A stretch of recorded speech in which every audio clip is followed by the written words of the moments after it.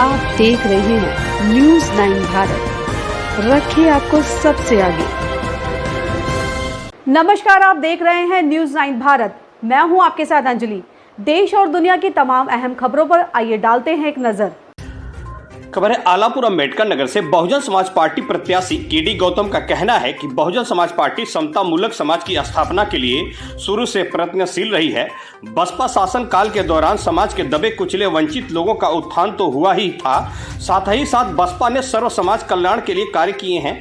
बसपा शासन काल में विकास के साथ साथ कानून का राज स्थापित था, जो सपा व भाजपा शासन काल के दौरान स्थापित नहीं हो पाया।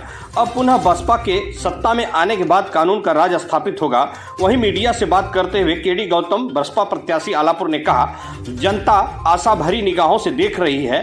बहुजन समाज पार्टी को 2022 में पूर्ण बहुमत से बनेगी बसपा की सरकार। बसपा सुप्रीमो मायावती 5वीं बार बनेगी उत्तर प्रदेश की मुख्यमंत्री। संवाददाता अनिमेश श्रीवास्तव उर्फ पीयूष श्रीवास्तव। नमस्कार, आप देख रहे हैं न्यूज़ 9 भारत और मैं हूं अम्बेडकर नगर जनपद से आपके साथ अनिमेश श्रीवास्तव पीयूष। 2022 को देखते हुए जिस हिसाब से चुनावी सरगर्मियां काफ़ी तेज़ होती जा रही हैं, सारी प्रत्याशियां अपने अपने क्षेत्र में अपने हर तरीके से अपने प्रयासरत हैं कि अपने सिंबल को कहीं ना कहीं से हम विजय हासिल दिला दें। लेकिन अम्बेडकर नगर जनपद के हम ऐसे विधानसभा में मौके, काफ़ी चर्चित विधानसभा है आलापुर का, कि जहाँ पर हम मौके पर मौजूद हैं। हम आपको यहाँ से अभी आलापुर की वर्तमान प्रत्याशी हैं बहुजन समाज पार्टी से, जो यहाँ पे हाथी का सिंबल लेकर के चल रही हैं और तमाम लोगों को सस्ता भी दिला रही हैं। हम उनके बीच में हम आके मौके पे उपस्थित हैं। यहाँ पे अभी हमारी कुछ क्षणों से बात होगी कुछ चुनावी सरगर्मियों को लेकर के कि किस प्रकार सिंबल होगा, आखिर क्या कारण रहा कि जो यहाँ पे ये मायावती की सर्जनी थी, ये पावन धरती, आपने भी इसके पहले कहा पावन धरती है आलापुर की, तो आखिर यहाँ की भी तमाम लोग ऐसे थे, लेकिन आपको मायावती ने काफ़ी विश्वास दिला करके आलापुर की प्रत्याशी आपको बना करके यहाँ बीच में भेजा है। और कुछ चीज़ें हैं ऐसी कि आपका चुनावी मुद्दा क्या होगा, हम आपसे बात करते हैं। तो प्रत्याशी जी, आपका न्यूज़ 9 भारत में बहुत बहुत स्वागत है। धन्यवाद भैया। हम आपसे ये जानना चाहते हैं कि अम्बेडकर नगर जिले का ये जो पावन धरती आलापुर है, यहाँ से बहन कुमारी मायावती जी विधानसभा की चुनाव लड़ चुकी हैं और यहाँ पे ये ऐसा माना जाता है कि यहाँ पे जो भी व्यक्ति चुनाव जीतता है सरकार उसी की बनती है। अब तक ऐसे होते आया है, मुझे भी पता है। और सबसे बड़ी बात ये है कि जो तमाम चर्चाएं चल रही हैं कि आलापुर में इतने प्रत्याशी थे, काफ़ी दिनों से चुनाव चल रहे थे, आखिर क्या वजह रही कि जो आलापुर के प्रत्याशी को यहाँ के लोगों को टिकट ना दे करके एक बाहरी व्यक्ति को टिकट दिया गया। ये मेरा नहीं कहना, ये लोगों का कहना है कि आलापुर में लोगों को टिकट ना देके बाहरी प्रत्याशी को टिकट दे दिया गया। इसमें आपका क्या कहना है? मैं बाहरी प्रत्याशी नहीं हूँ, मैं यहीं अम्बेडकर नगर जिले की हूँ। मेरा यहाँ, मैं यहीं पैदा हुई, मेरा यहीं घर है। मैं टांडा विधानसभा में पैदा हुई और अकबरपुर विधानसभा मेरा घर है। आलापुर और अकबरपुर और टांडा में क्या फ़र्क है? सब तो एक है, जिला एक नहीं, एक सेकंड, बात ये हो रही है कि जिला तो एक है, लेकिन जिले में 5 विधानसभा आती हैं। वर्तमान आलापुर की बात हो रही है सुरक्षित सीट से, कि यहाँ पे बहुत से ऐसे नेता थे कि यहाँ पे अपने व्यक्तिगत कार्यकर्ताओं को टिकट ना देकर के आपको टिकट दिया गया। बहन कुमारी मायावती आप पे भरोसा जताया, इस विषय में आप क्या कहेंगे? देखिए, ये सुरक्षित सीट है। अगर जिले का कोई भी दलित लड़ेगा तो एक ही सुरक्षित सीट है, तो यहीं से लड़ेगा। आलापुर ही सुरक्षित सीट है तो आलापुर से ही लड़ेगा। हो सकता है बहन जी को हमारे ऊपर भरोसा हो, इसके लिए तो वो हम बता नहीं सकते कुछ। बहन जी ने हमें भेजा, मैं आई, मैं लोगों से मिली और 6 महीने हो गए मुझे आए हुए, और घर घर, गांव गांव, गली गली, मोहल्ले में कोई ऐसा घर नहीं छूटा है, कोई ऐसा गांव नहीं छूटा है जहां मैं गई नहीं हूं, जिसके दरवाजे पर दस्तक नहीं दिया मैंने। तो मुझे तो जनता इतना पसंद कर रही है, इतना खुश है जनता मुझसे। हर वर्ग के लोग मुझसे जुड़ रहे हैं, वो चाहे सवर्ण हो, चाहे पिछड़ा हो, चाहे मुस्लिम समाज हो, चाहे दलित समाज हो, हर व्यक्ति मुझसे जुड़ रहा। आज ही मामपुर में राजेंद्र प्रसाद साहू ने भाजपा छोड़ करके हमारी बसपा की सदस्यता ग्रहण की, 100 लोगों के साथ उन्होंने सदस्यता ग्रहण। ये आप एक चीज़, इस चीज़ को थोड़ा सा फेस कर दीजिए, आप यहाँ के, हम अपने दर्शकों को पूरी तरीके बता सके कि आप ही के सामने आप ही के पार्टी के नेता, जो कि यहाँ से काफ़ी शुमार माने जाते थे बहुजन समाज पार्टी के, त्रिभुवन दत्त, बीच में हमेशा हाथी का सिंबल लेके क्षेत्र में जाया करते थे, और आज आप भी उसी बहुजन समाज पार्टी की ही अधिकृत प्रत्याशी हैं। तो आप ही के सामने आप ही के लोग खिलाफ हैं, तो किस प्रकार से आप हाथी के कारवां को कैसे आगे बढ़ाएंगी?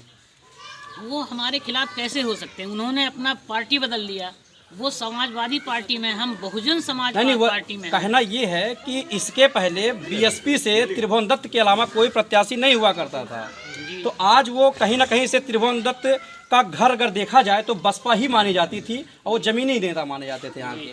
तो आज उसी सिंबल पे आप चुनाव लड़ रही हैं, आप ही के सामने आप ही के घर का प्रत्याशी आपके विपक्ष में है, तो किस प्रकार से आप नैया पार लगाएंगे बहुजन समाज पार्टी की? बहुजन समाज पार्टी की नैया पार लग रही है और बहुत अच्छे से लग रही है। सर्व समाज के लोग, सपा से भी आ रहे हैं, भाजपा से भी लोग आ रहे हैं। यहाँ जनता बहुत पीड़ित है, इन दोनों विधायकों के कार्यकाल से भी जनता बहुत पीड़ित है और जनता हमसे सीधे जुड़ रही है।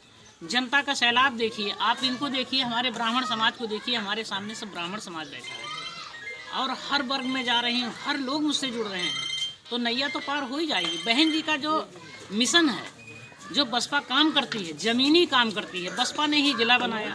बसपा सर्वजन के हिताय और सर्वजन के सुखाय का नारा देती है। बसपा पार्टी में सर्वजन के लिए काम किया जाता है, कोई छोटा बड़ा नहीं है, किसी तरह कोई भेदभाव नहीं है। तो बसपा को कौन नहीं पसंद करता है, हर व्यक्ति पसंद कर रहा। आज आपके सामने देखिए, सब लोग बैठे हैं। जानना ये है विशेष बात है कि अम्बेडकर नगर जनपद में चुनावी समीकरण आपका पहला चुनाव है ये, इसके पहले आप कहीं से राजनीति चुनाव लड़ी नहीं हैं, तो किस प्रकार से आप पहली चुनाव लड़ रही हैं, तो किस प्रकार से आपको क्या लगता है कि आप किस प्रकार से जनप्रतिनिधि अपनी कर रही है क्षेत्र में और लड़ी नहीं हैं, तो किस प्रकार से आप पहली चुनाव लड़ रही हैं, तो किस प्रकार से आपको क्या लगता है कि आप किस प्रकार से जनप्रतिनिधि अपनी कर रही है क्षेत्र में और शिक्षा से लेकर के बेरोजगारी को लेकर के किन मुद्दों को लेकर आप बीच में जा रही हैं? हम सभी मुद्दों को लेकर बीच में जा रहे हैं। जैसे हमारी यहाँ की जो भी शिक्षा है, कोरोना काल आने से स्कूल बंद है, बिना पढ़े बच्चे पास हो रहे हैं, वो आगे क्या करेंगे, कुछ कर पाएंगे? अगर किसी कंपटीशन में बैठेंगे वो क्या लिखेंगे, क्या पढ़ेंगे, जब कुछ जानते नहीं। ऑनलाइन पढ़ के कोई बच्चा पास होता है? अभी सूत्रों के मुताबिक जानकारी मिली थी अभी हाल ही में हमको कि सभी प्रत्याशियों ने हिंदी में अपना फॉर्म भरा था नामांकन का, और आपने इंग्लिश में भरा है, तो थोड़ा सा आप अपने शैक्षिक योग्यता से संबंधित और चुनावी राजनीति से पहले आपका सफ़र कैसा रहा, थोड़ा कुछ हमारे दर्शकों को बता दीजिए। मैं स्नातक हूँ, ग्रेजुएशन मैंने किया हुआ है और मैं एक प्रशासनिक पद पर, मैं PCS रैंक के अफसर से रिटायर हूँ। मैं राम मनोहर लोहिया हॉस्पिटल में मैं नौकरी करती थी, एक प्रशासनिक पद था मेरे पास, और पढ़ाई लिखाई मैंने किया है, तो मैं इंग्लिश का प्रयोग कर सकती हूँ, अंग्रेजी में फॉर्म भर सकती हूँ।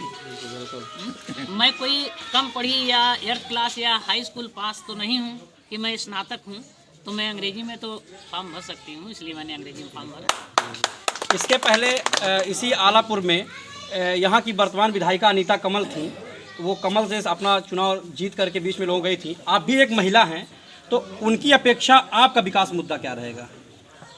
अब उनका जो भी मुद्दा रहा हो, मेरा मुद्दा ये है कि जो यहाँ की समस्याएं हैं, जैसे नाली, बिजली, पानी, सड़क, खड़ंजा, पुलिस, अस्पताल, शिक्षा, ये लोगों की आवश्यकताएं हैं। बिजली का बिल एक दलित के घर में, एक छोटे से कमरे में दलित रहता है। मैंने तो कई गांवों को दौरा किया है, 10,000, 18,000, 20,000 बिजली का बिल आया है। खंभा है, तार लटका हुआ है, एक बल्ब जल रहा है। एक बल्ब अगर एक महीने जलाता, 10,000 बिजली का बिल कैसे आ सकता है? बड़ी बड़ी कोठियों में जो हर कमरे में AC चलता है, बाथरूम में गीजर जलता है, तो उनके 10,000 की बिजली बिल नहीं आता। इन गरीबों के 10,000 बिजली बिल जला लेते हैं। स्कूल नहीं खुला है, बच्चे शिक्षा कैसे पाएंगे? अस्पताल में जाइए, डॉक्टर नहीं है, दवाई नहीं है। पुलिस में जाते हैं, सुनवाई नहीं है। हर जगह तो परेशान है। तो इन सब बेसिक चीज़ें होती हैं जनता की। विशेष आपका व्यक्तिगत तरीके से पार्टी के सिंबल पे आपका क्षेत्र में विशेष चुनावी मुद्दा क्या है? विशेष चुनाव जो आप इसके पहले की जो सरकार नहीं कर सकी, उसकी अपेक्षा आपका विशेष मुद्दा क्या रहेगा चुनाव? विशेष मुद्दा मेरा जन समूह, जन सुविधा।